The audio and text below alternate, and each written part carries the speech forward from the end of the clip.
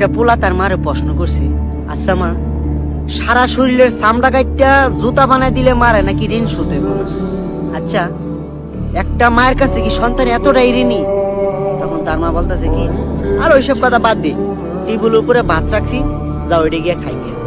কিন্তু সন্তানের বাহানা ধরছে যে না মা, একটু বলো না যে এতটাই ঋণী নাকি একজন মার প্রতি সন্তানে? তখন তার মা বলতেছে কি, যে সত্যি শুনবি? হয় শুনবি। তাহলে আমার একটা শর্ত আছে, ওই যে টেবিলের উপরে যে ভাতগুলা লাগছি, এগুলো আজকে তুই নিজে মাইকে আমারে খাওয়াইবি। তখন পোলা বলতেছে, আমি তোমার কি প্রশ্ন করলাম আর তুমি কি উত্তর দিতেছো? বলতেছে যা, ওই তোরা যেটা বলছি এটা কর, তাহলে তুই উত্তর পাওয়া যাবে। তখন বলতেছে কি সত্যি? তখন ওই ভাতগুলো আইন না পোলা মাইখা তার মার মুখের মধ্যে দিছে। দেওয়ার পরে মা একটুখানি খাইয়ে ওই তার পোলারে প্রশ্ন করছি যে, আচ্ছা ওই যে গাছের আগের মাঝে যে বসে আছে, এটা কি রে পুত? তখন তার পুতে বলতেছে কি, কেন মা, এটা হলো কাক। তারপরে মা আবার ভাত খেয়েছে। দ্বিতীয়বার আবারও ছেলে তার মার মুখের মধ্যে ভাত দিছে। ওই ভাতটা খাইও তার মা আবারই প্রশ্ন করছে যে, আচ্ছা পুত, ওই যে গাছের আগার যে বসে আছে এটা কি? তখন তার ছেলে বলতেছে কি, তোমার না বললাম যে এটা কাক। আবারও পোলা মার মুখের মাঝে ভাত দিয়ে দিছে। মা তৃতীয়বারের মতন ভাত মুখের মাঝে নিয়া আবারও তার ছেলের কাছে প্রশ্ন করছে, ওই যে গাছের আগার মধ্যে যে বসে আছে এটা কি রে পুত? তখন ছেলে কিছুটা বিরক্ত হইয়া বলতেছে কি, তোমার না বললাম যে এটা কাক। চতুর্থবারের মতন ছেলে আবারও মায়ের মুখের মাঝে ভাত দিছে। মা এই ভাতগুলা খাইয়া তার ছেলেরে বলতেছে যে, আচ্ছা বাজান, ওই যে গাছের আগার মাঝে বসে আছে এটা কি রে? ছেলে ভাতের প্লেটটা নিচে রাখা তার মার একটা ধমক দিয়ে বলতেছে, তোমার না বলছি ওইটা কাক কাক, এতবার বলার লাগে?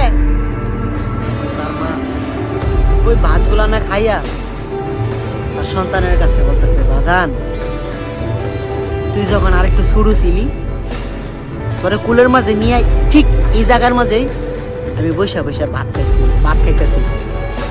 তখন তুই আমারে বলতেছিস কি যে, মা, ওই যে গাছের আঘাত বসে আছে এটা কি? তখন আমি বলছিলাম এইভাবে একবার না, দুইবার না, তিনবার না, চারবার না, পাঁচবার না, তুই আমারে 20 থেকে 30 বার প্রশ্ন করছিলি। আমি একটু ভাত খায়া তোর এই প্রশ্নের উত্তর দিছি। তখন একটু আমি বিরক্ত হই নাই, তোরা একটা ধমকও দেই নাই। তখন আমি তোরা এটা বলি নাই যে আমি ভাত খাইতেছি, তোরা বলছি যে এটা কাক কাক, তুই কেন বারবার প্রশ্ন করতেছস?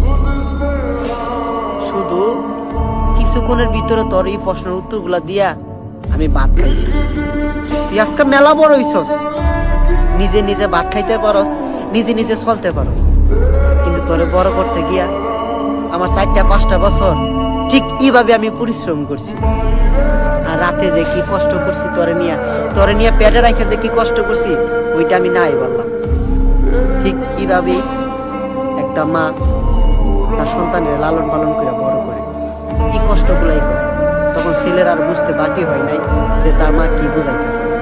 আসলে এটাই সত্যি, একটা মা বাবা যে তার সন্তানকে বড় করতে যে কত পরিশ্রম করতে হয়, শুধু তারাই বলতে পারে। আমি আপনাদের কাছে একটা রিকোয়েস্ট, কখনো মা বাবার মনে কষ্ট দিয়েন না, তাদেরকে কখনো কষ্ট দিয়েন না।